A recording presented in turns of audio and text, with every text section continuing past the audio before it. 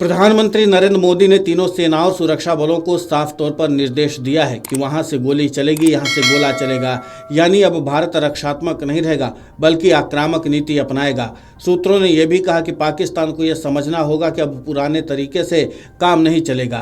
New York times की report के मुताबिक प्रधानमंत्री नरेंद्र मोदी ने अमेरिकी उपराष्ट्रपति जेडी वेंस से साफ तौर पर कहा था कि अगर पाकिस्तान कुछ करता है तो जवाब और भी विनाशकारी और कड़ा होगा। उसी रात पाकिस्तान ने 26 ठिकानों पर हमला किया और भारत ने इस पर जोरदार जवाबी कार्रवाई की।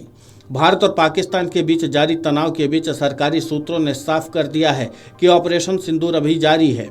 ये कोई एक दिन की कार्रवाई नहीं थी, बल्कि अब इसे भारत पाकिस्तान के रिश्तों का नया दौर कहा जा रहा है। सूत्रों के मुताबिक ये स्थिति अब स्थायी तौर पर बनी रहेगी और दुनिया को इसे न्यू नॉर्मल की तरह स्वीकार करना होगा। सूत्रों का कहना है कि भारत और पाकिस्तान के बीच कोई राजनीतिक वार्ता फिलहाल नहीं हो रही है। सिर्फ दोनों देशों के सैन्य अधिकारियों, director generals of military operation के बीच संपर्क हुआ है ताकि सीमा पर स्थिति को संभाला जा सके। इसके साथ ही भारत का संदेश बिल्कुल साफ है, अब अगर पाकिस्तान गोली चलाएगा तो भारत दोगुनी ताकत से जवाब देगा और जब तक पीओके का मुद्दा हल नहीं होता तब तक कोई बातचीत, मेल मिलाप या समझौता संभव नहीं है। भारत ने साफ किया कि आतंकियों को सौंपने के अलावा हम किसी अन्य मुद्दे पर बात नहीं करेंगे। कश्मीर पर हमारी स्थिति बहुत साफ है। अब केवल एक ही मुद्दा बचा कि पाकिस्तान के कब्जे वाले कश्मीर को वापस करना। इसके अलावा कोई और बात नहीं है। अगर वे आतंकियों को सौंपने की बात करते हैं तो हम बात कर सकते हैं। मेरा किसी और विषय पर कोई इरादा नहीं है। हम नहीं चाहते हैं कि कोई मध्यस्थता करे। हमें किसी की मध्यस्थता की जरूरत नहीं है।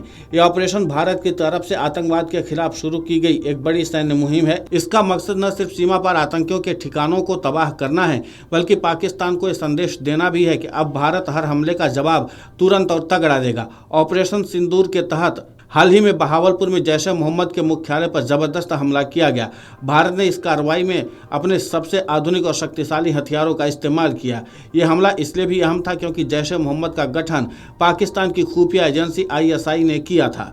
सूत्रों का कहना है कि यह सीधा संदेश था कि भारत अब आतंकवाद को बढ़ावा देने वालों को भी निशाना बनाएगा।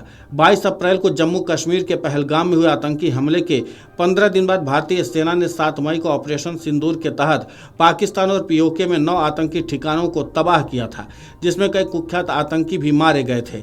इसके बाद दोनों देशों के बीच हालात बिगड़े और 2 दशक बाद चरम पर पहुंच गए।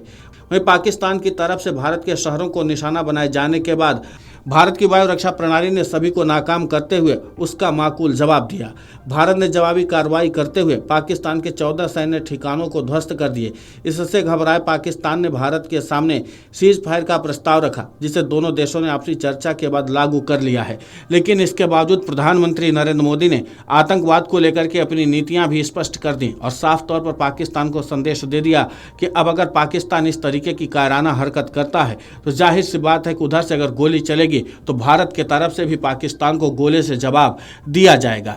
अब इसका मकसद बिल्कुल साफ है कि प्रधानमंत्री नरेंद्र मोदी ने सेना के जवानों के हाथ खोल दिए हैं और पाकिस्तान को मुंहतोड़ जवाब अब भारतीय सेना के जवान देने को तैयार हैं। तब देखना दिलचस्प होगा कि पाकिस्तान इस तरीके की कायराना हरकत करने की हिमाकत दोबारा करता भी है या नहीं, क्योंकि प्रधानमंत्री नरेंद्र मोदी ने तमाम बैठकों और मंथनों के बाद साफ तौर पर अपना संदेश पाकिस्तान को दे दिया है।